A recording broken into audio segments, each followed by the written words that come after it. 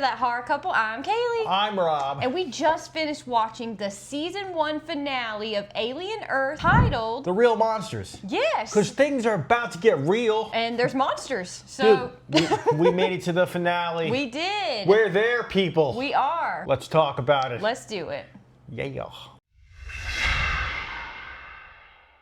Okay, so the finale, we finally got there. I love how this started out. We see Arthur on the beach, his corpse on the shore. Yeah. Well, I don't like that, but I like how it left off. So I feel like this like picks up right away. So we're like, okay, here we go. And we have Wendy and all of the lost boys and girls. They are locked up in a cage, like some kind of like holding cell with all of the synthetic. Yeah. And then we have Hermit, aka Joe, with Morrow in another cell in another part of the facility. So they're all caged up when it begins. Which made for interesting conversation because it was cool to see all the kids together as one. Yeah. And Wendy is a total boss in this episode. Yeah, she's a dude. leader. She is definitely a leader, and she is telling them to fight back. Yes. We got to fight back. They talked about losing Isaac in the episode. Isaac, yeah, they did with the fly. With the fly. So she's like, listen, we're not kids. Yeah. She's like, we got to fight back. We're stronger than them. She's the ringleader. She is. So she is. Dude, She's the Rick Grimes, if you will. Rick! Look, everybody, it's Rick! Wendy is building an army, that's for Yes. sure. Turns out we find out Boy Cavalier, his army is like totally like losing soldiers. Oh, the xenomorph is killing him. Yeah, so basically he's like under like as far as staff goes. He's understaffed. He's understaffed, he's underprotected, but he doesn't seem to want to back down, of No, walking around with no shoes. Yeah, dude. He's been barefoot this whole time. This whole It's wild. time, yes. He was actually talking to the sheep at one point. He was. He's made friends with the tentacle sheep. He believes everyone else is like under his intelligence. Yeah. Like he doesn't value anyone else's opinion or conversation because he thinks they're too stupid to talk to him. But he was hinting that he wanted to implant that eye squirmy thing into somebody else. He's like, into one of his soldiers or how something. do you like your eyes? How do you like your eyes? I was like, this guy has some sick thoughts. Can you, like, shut up? Seen throughout the whole season that Wendy is able to manipulate the electronics and the system of the Prodigy place. She's speaking xenomorph. She does speak xenomorph, and she's able to speak to the xenomorph and shut down all the electronics, which is what controls the whole building. She was controlling all the times like whoop, whoop, Yeah, she's whoop. like whoop, whoop. That's pretty cool though. And we have Joe and Morrow in a cell together, and they're able to actually, Morrow gets them out. They're able to escape, which I thought was pretty cool. They had a kind of tense, weird conversation. It was cool to see those two characters together though.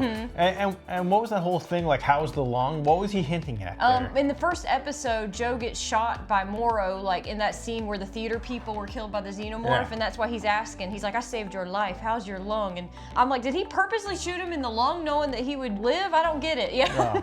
Morrow's totally like Bruce Lee in this episode though. He busts out of that cage. Oh, he does. He is like Street Fighter. He's getting out of there. I thought that was awesome. Morrow even said, I'm gonna burn this place to the ground. Just burn it all to the ground.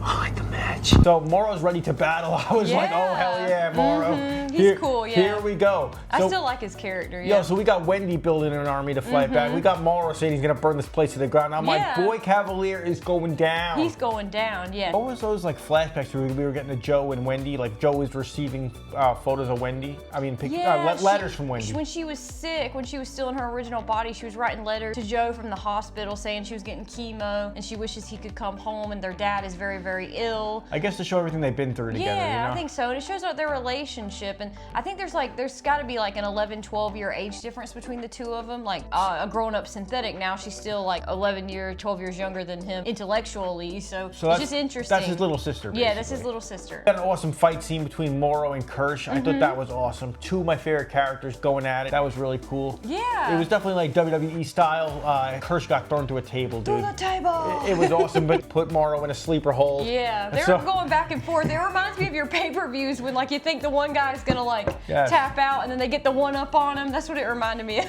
You just made the list! Wendy and the kids bust out, and Wendy's like, yo, we're gonna go play hide and go seek. And at the time, we were like, okay. What's she talking about? Are they being kids? But I really thought, I'm like, she has a plan. She has a plan, which was pretty awesome. We also got that crazy scene, Joe locked in that room with the sheep. Oh, with the tentacle thing, it makes its way out of the sheep and it's trying to Get Joe.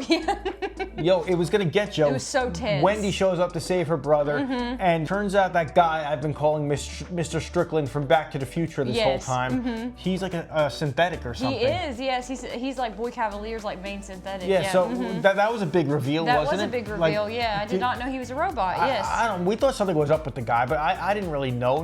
But like it was pretty cool. But turns out Wendy is ready to defend her brother. But just like she's freezing everything else with the electronics, she can freeze him too. So he's literally like, yeah. I know, that was great. After Wendy saves Joe, we get a really cool like brother-sister moment where they finally get to talk, and that's kind of cool. I like that line where she goes, "I'm not Wendy, I'm not Marcy." She goes, "I'm not a kid."